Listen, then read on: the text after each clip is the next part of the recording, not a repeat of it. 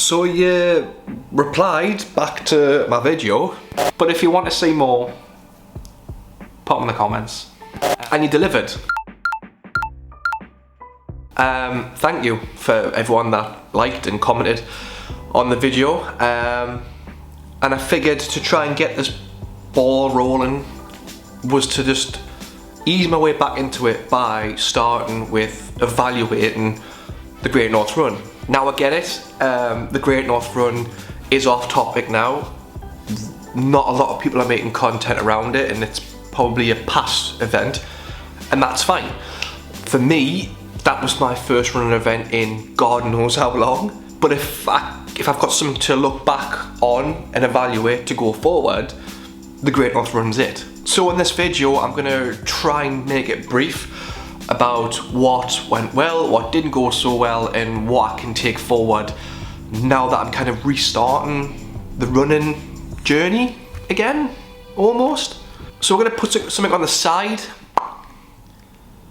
and what went well. I don't know why I made that noise. So first things first, I came through unscathed. I came through with no injuries, no tightness, apart from really bad sunburn. I got through from mile 1 to mile 13.1 without any issues. Secondly, I managed to run comfortably for 8 miles, coming off a really up and down training block. It took me about a month and a half to really focus and get going.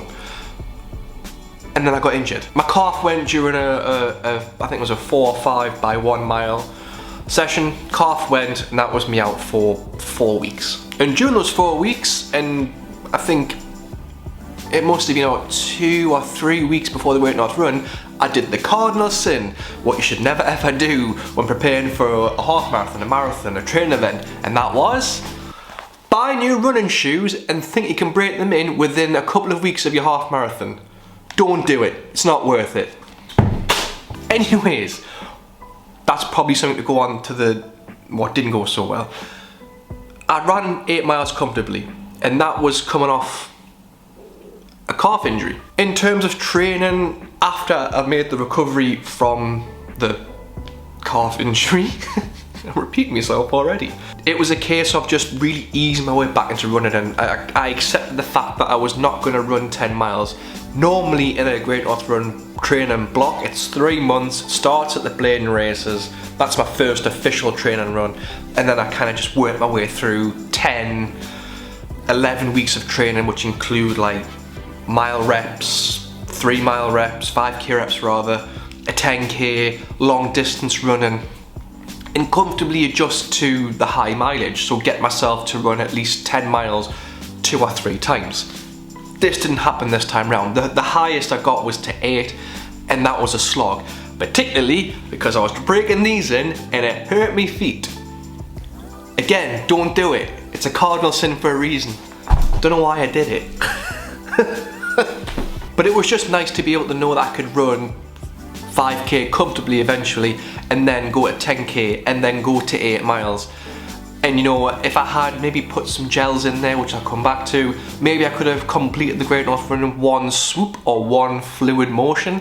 But unfortunately by 8 miles I was done. I was tanked out, and I had to walk and just get the feeling back in my legs a little bit because they were a bit KO'd. And lastly, the positive thing that came out of the Great North Run for me was the itch to run again was back. And now I'm starting to scratch it. That's a weird analogy, I know, but you get it. To not have running for, well, running consistently for over a year, and then to come back to it and know I'm enjoying it again, it's been fantastic. So not only am I able to balance out golf, which I still play, not so much now that it's the winter season, but running as well, going into autumn and winter, where for me it's always been my favourite season to run in. I don't know why, I can't give you a reason. I think it's just because it's a bit colder and you can get away with running and not sweating as much or feeling hot and flustered, or in my case, sunburned. I don't know why I love autumn running, but it is what it is. So now that itch is back to scratch, it's kind of made me reevaluate things, and I'll get into what I'm doing about it later on. The negatives of the Great North Run, I think, ill-prepared for breakfast, so I had what I would normally have for breakfast, but it was a little bit earlier than what I normally have, and it sounds like a ridiculous excuse, but bear with. Because I'm back in South Shields now, I had the ability to get a bus through to the start line, whereas before I used to get a train and then get on a metro, and I'd normally take my breakfast with me and have it on the metro or have it at a train station, and then recycle it. Not this case, which I probably could do next year, thinking about it, but banana, jam and toast, 2 slices, and water was what I had. I didn't overdo it with the water just in case, and I didn't do it with any coffee just in case something happened. And that was something I could probably work on for next year. Secondly, and I think a lot of people would agree with me with this, is how the Great North Run segregated everyone into their pens. Before this one, it was kind of a case of just go to your pen. With this one, it was kind of like you have to line up here for your orange bib, you have to line up here for your white bib, and you have to go to the other side of the motorway to get into the green bay. Not a fan of that, and that kind of it got my anxiety up a little bit, because over the years, being in large packs of crowds normally makes me feel a bit funny. I'm okay with it. I don't tend to panic as much as what others may do.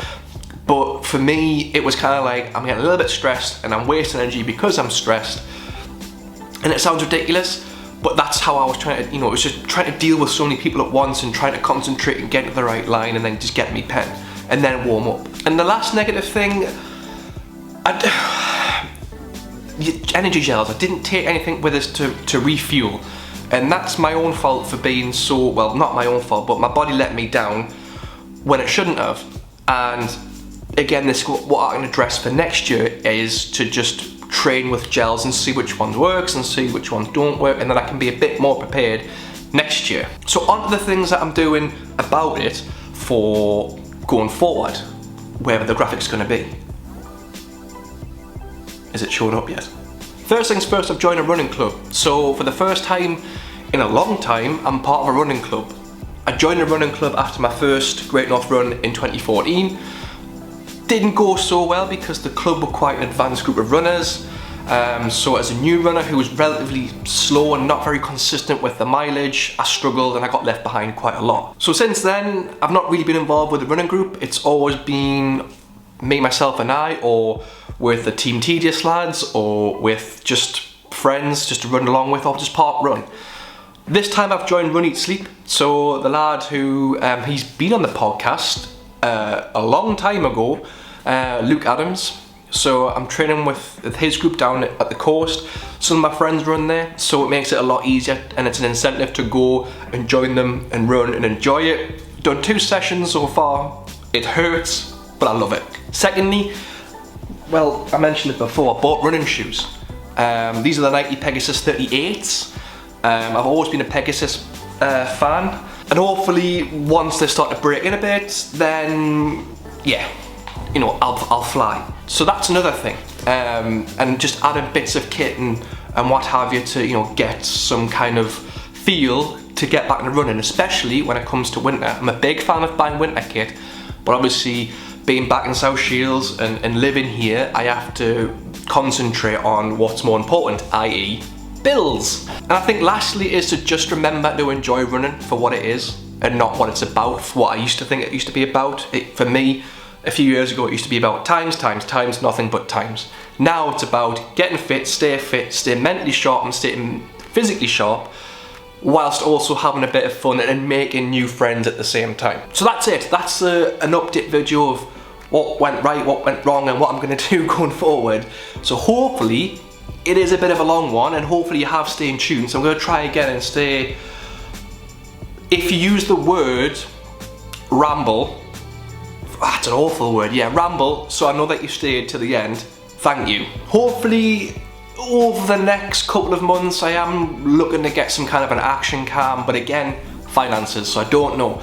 But in the meantime, are you happy with these kind of sit down and chats? Let me know in the comment section. It's still weird saying that, But if you do, let us know, and tell me about your plans. What have you got going forward? If you've done a running race recently, like the Great North Run, what are you going to do different? Yeah, that's about it from me. So this is going to go out tonight, hopefully on a Friday. If it doesn't, and it goes on a Saturday, have a great weekend, whatever you're doing, and enjoy Park Run before or after you've done it. I'm just going to end it there. Thank you for watching, and I'll see you next week.